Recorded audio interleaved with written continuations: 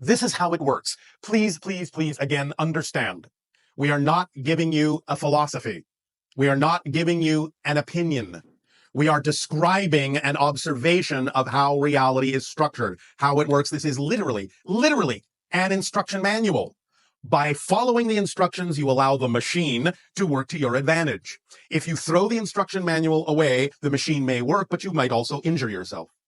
So the idea is just follow the instructions. Act on your highest passion every moment that you can. Take it as far as you can until you can take it no further.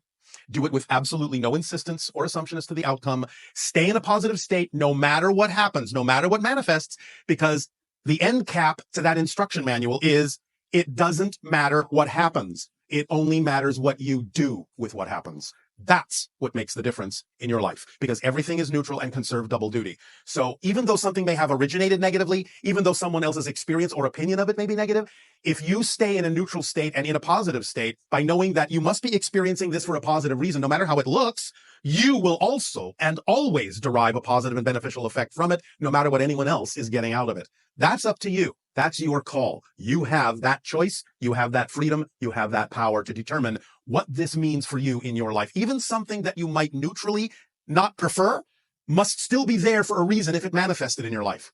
If you stay in a positive understanding of that, then you will be able to use what you don't prefer in a way that you do prefer. It will still give you some benefit. If nothing else, sometimes things manifesting that you don't prefer more clearly delineate the difference between what you don't prefer and what you do prefer, and that's a positive effect. So always use it to your advantage. It's always your choice to do so. You always have the ability to make that choice.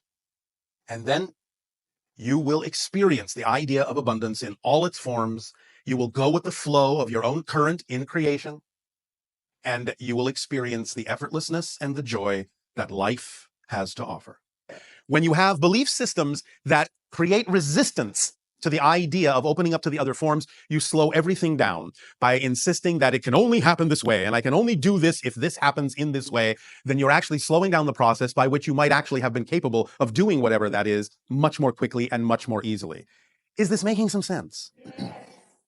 So allow yourself, as you go through life and as you act on your passion to the best you can, with no insistence or assumption on the outcome, please remember that third part of the formula, which many of you sometimes conveniently forget.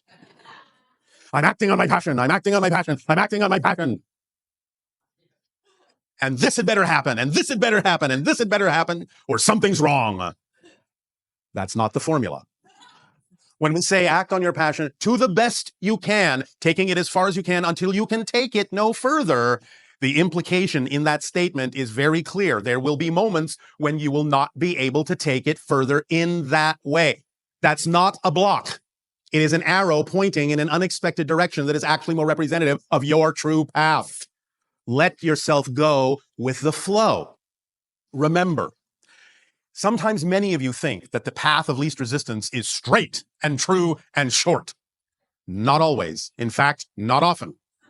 The idea is that sometimes the path of least resistance may be a very winding path because it may need to get some experience under your belt. It may need to allow you to have a meeting over here with someone you hadn't met before. It may direct you over here to a bit of information that you require so that you will have a deeper appreciation when you wind up wherever it is you are winding up by having gathered the things you needed on the way.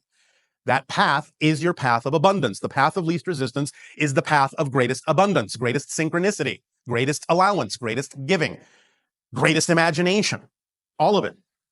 The idea being that even though some paths may look very short and very straight, if it's not your path of least resistance, it will actually take longer to travel that path than one that seems longer and winding, because the path of least resistance will offer no resistance. You will be able to move on that path much more quickly than a shorter path that has nothing to do with you, because that shorter path will be full of things that you will experience as resistance to slow you down, to indicate to you it's not your path. So even a longer path may get you where you're going much faster if it is your true path. And this also allows abundance to work more effectively for you in all of its forms, because then you will be in alignment with who you are. When we talk about the idea of being on your path, we remind you that this is just a euphemism. In other words, you're not on a path. You are a path. You are a unique expression of all that is. You are the experience itself that you are having. The idea is that all of your physical reality isn't outside you, it's within you. You are having that experience. You're projecting it within yourself. You're creating that experience within your consciousness. It is who and what you are as a unique representation and a unique reflection of creation, of existence, of all that is. So when you allow all forms of abundance to support you, then you allow yourself to truly take advantage of that particular tool in the kit of passion, because it contains very specific tools that will propel you through life in the most advantageous and joyful way.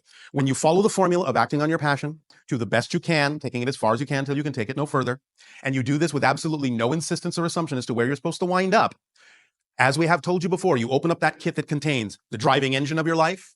It moves you through life very quickly because you are so excited to do what it is that excites you. You find the energy, it comes to you. It becomes the organizing principle of synchronicity. That means it brings you the opportunities that contain the highest excitement in the order in which you need to act on them. And whatever it is you didn't have time to do at the end of the day when you're excited about going to sleep, you didn't need to do that day. It is that organizational. It also is, as we have said, the path of least resistance that allows you to flow through life very rapidly, very effortlessly. It is the path that connects you to all expressions of your excitement in life, because there may be many, but it all interconnects. And if you follow that thread of excitement, you will see how they all interrelate and interconnect to get you where you need to go. Notice I keep saying where you need to go, not necessarily where you want to go, because that can sometimes be misleading. There may be times when what you want and what you need may be synonymous, but very often when you hold on to negative and fear-based belief systems, and sometimes you make choices out of desperation or fear, even unconsciously, what you want or think you need by wanting it is not necessarily what you actually need to be fulfilled.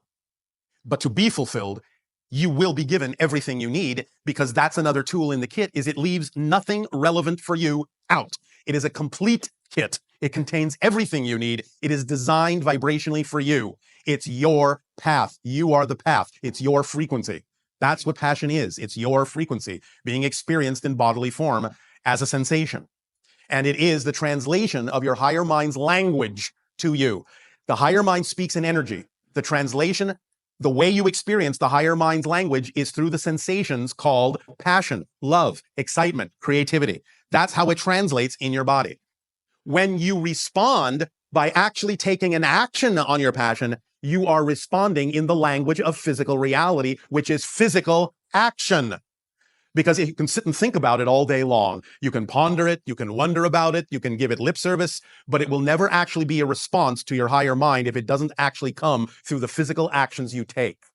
So the idea is that when you do take the physical action, you are demonstrating to your higher mind that you recognize that the passion is who you are. You're willing to act on it. You are committing to act on it. That's a response the higher mind understands from the language of physical reality. And therefore it will give you more to be excited about, and more to be excited about, and more to be excited about, because you're willing to act on the excitement and act on the excitement and act on the excitement. If you're not acting on it, why should the higher mind send you more passion, more excitement? You're not doing anything with what you've already been given. You have to get the cycle going. You have to get it running and keep it running by constantly acting on that passion. And therefore, you're having that conversation. You're having that dialogue with your higher mind, and you're acting as a whole person, half in spirit, half in physical experience, the whole person working together in concert, in a partnership. So the idea then is that the kit of excitement, the kit of passion, also contains the reflective mirror that reveals to you anything that might be out of alignment in your belief system with your passion, so that you can identify it, see why it's there, realize it has nothing to do with you, realize it's out of phase with your vibration, and let it go and add that energy back into your momentum, into your excitement. But the idea of discovering something that doesn't excite you, that's part of your excitement. It's not a block in your excitement. It is part of your passion to find out what beliefs are not part of your passion, because then you are clarifying, accelerating yourself in that way by stripping away all the things that don't belong to you. Please remember, your own baggage weighs nothing. If you feel weighed down, you're carrying someone else's bags, someone else's beliefs, your parents, your friends, your society, your schooling, wherever they came from. If you feel weighed down, that should be your first clue that you're carrying around baggage that doesn't belong to you. Drop it, and you will feel much lighter and be far more vibrationally receptive to all the different forms of abundance and support that are capable of coming to you in your life as the path that you chose to be. Does this make sense?